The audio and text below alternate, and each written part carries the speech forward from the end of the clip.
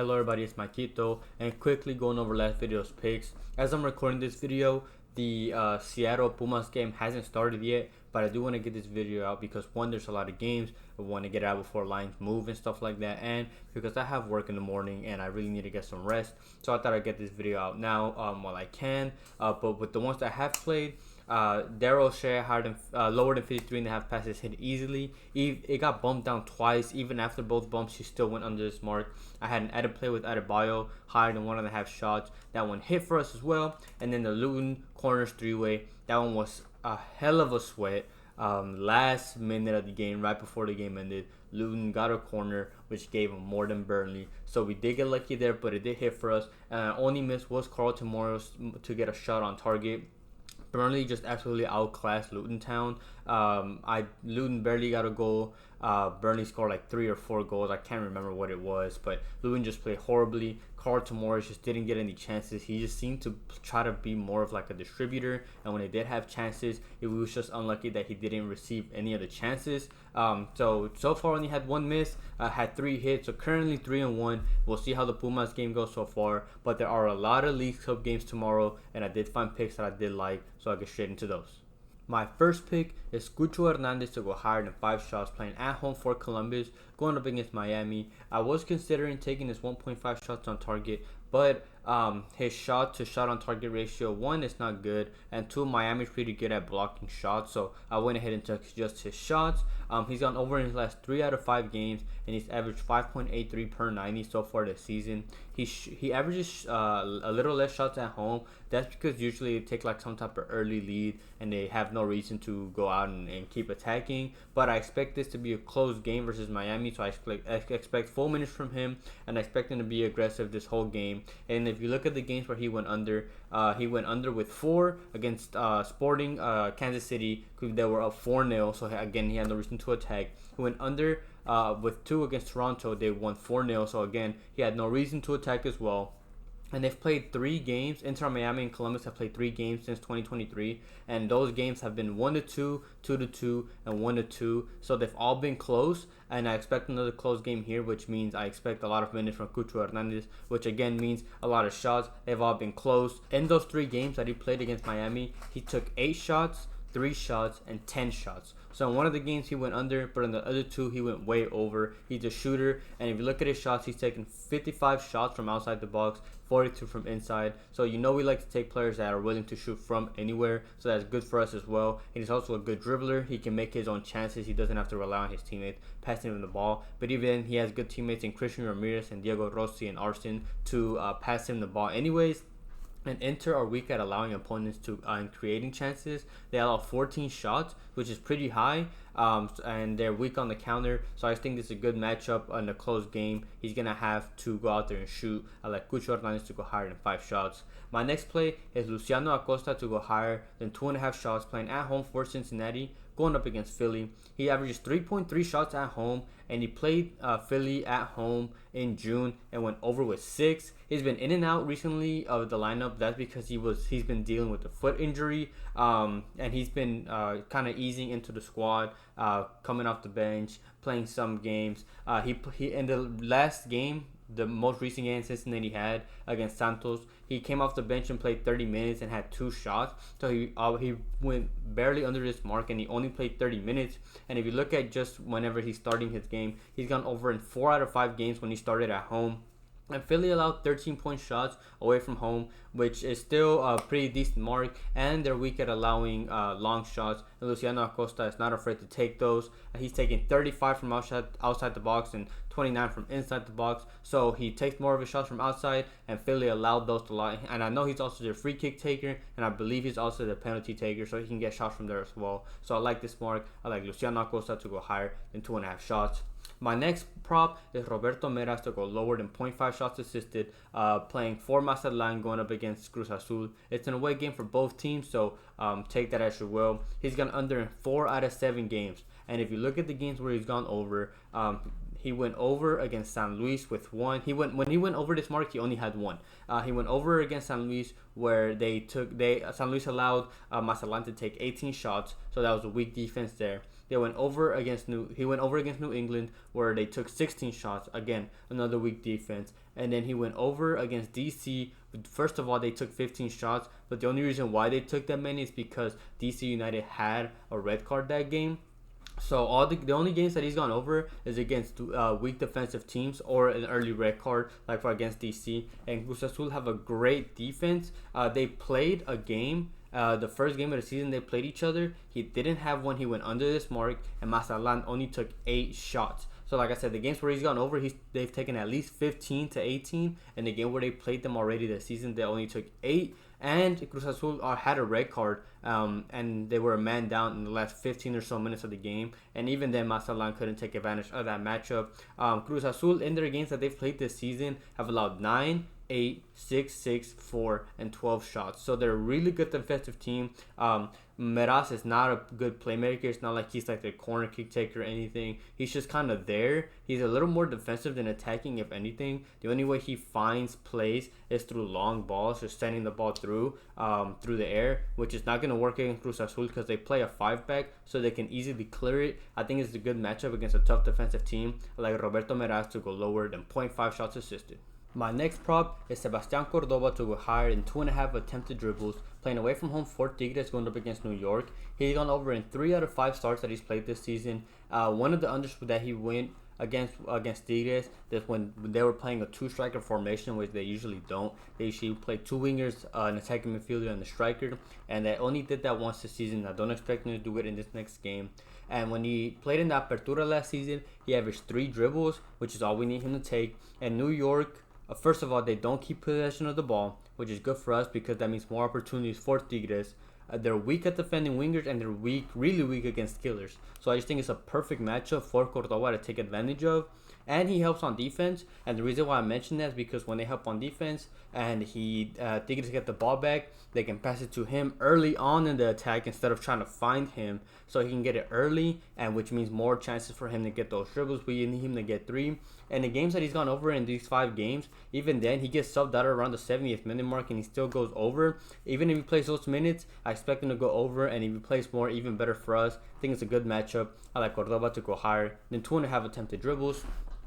My next play is Tiago Volpi to go higher than 3 saves, playing at home or playing away from home for Toluca going up against Colorado. You can take this at 3.5. You can take it on underdog, as I'll show you right now. You can get it for some added money. He would need 4 on either one regardless, but at 3.0 it's just safer that way. He's gone over in his last 4 out of 5 games, and in the last 4 out of 4 games, and all 4 of those games have been away from home. So they've been traveling a lot, which contributes to why he's been having to make these saves in the first place. And now they're playing away from home again for Colorado. Colorado averaged 13.7 shots at home, 4.8 of those being on target.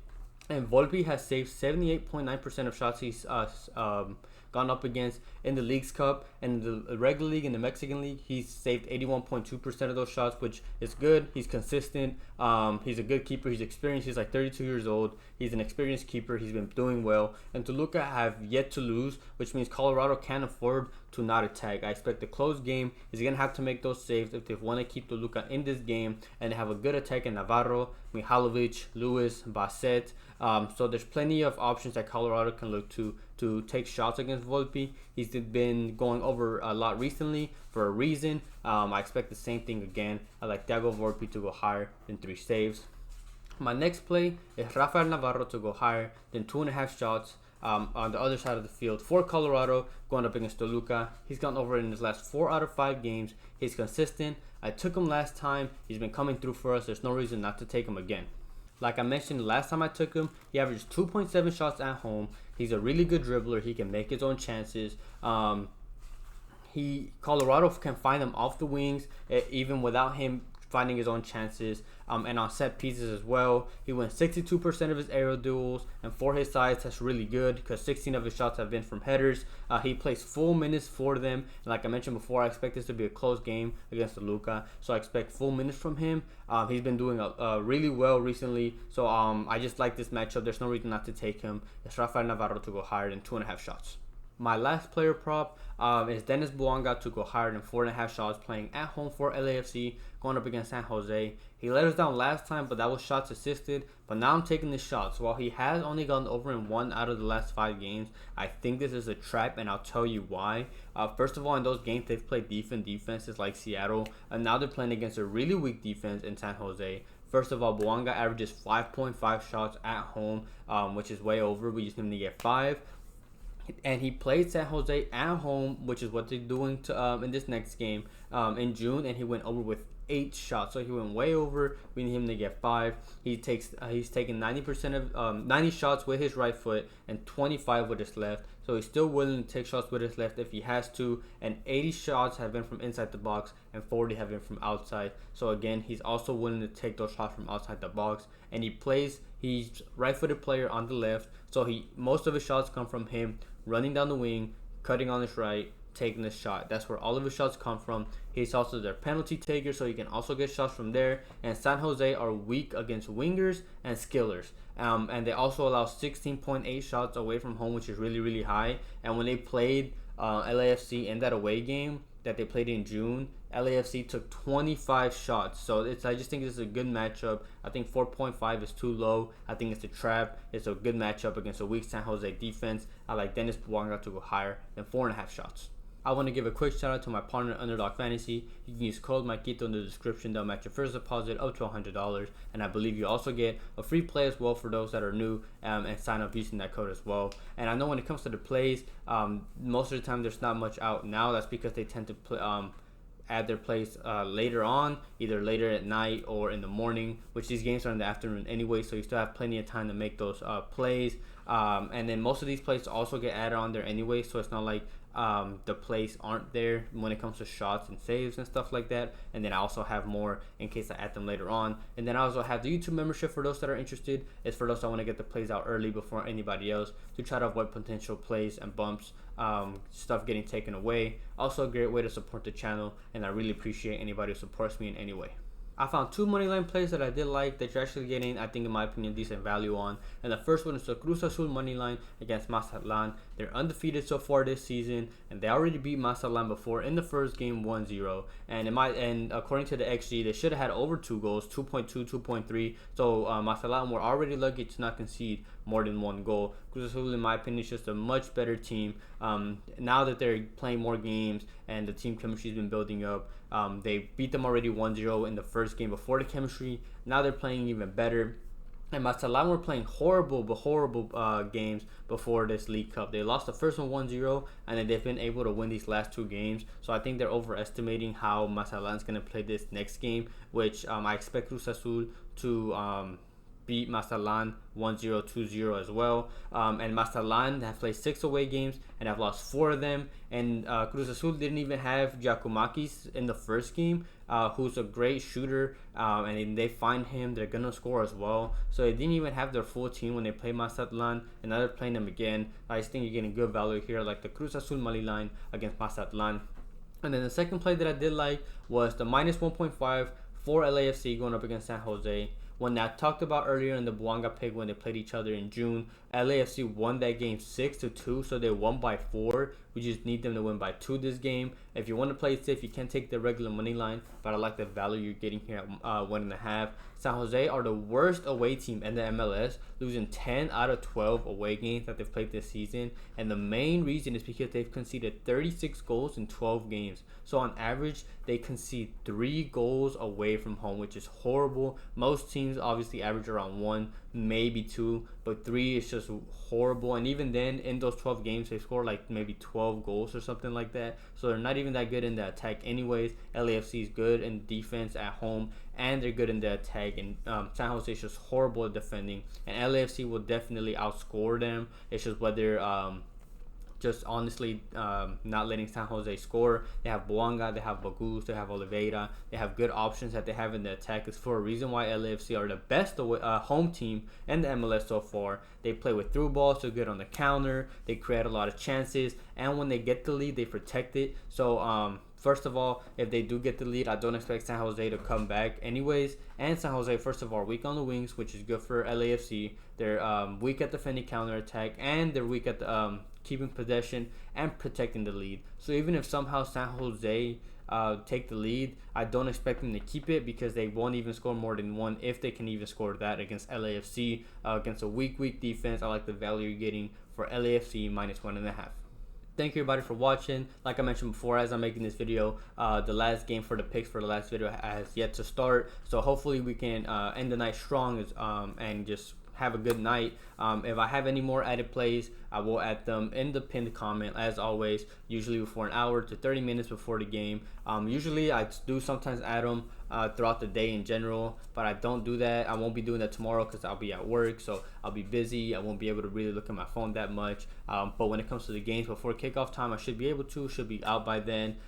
If you guys like the video, please like it as well, comment, subscribe, you know, turn on notifications, all that good stuff. But other than that, I hope everybody has a good night, a good day, and we can cash out tomorrow.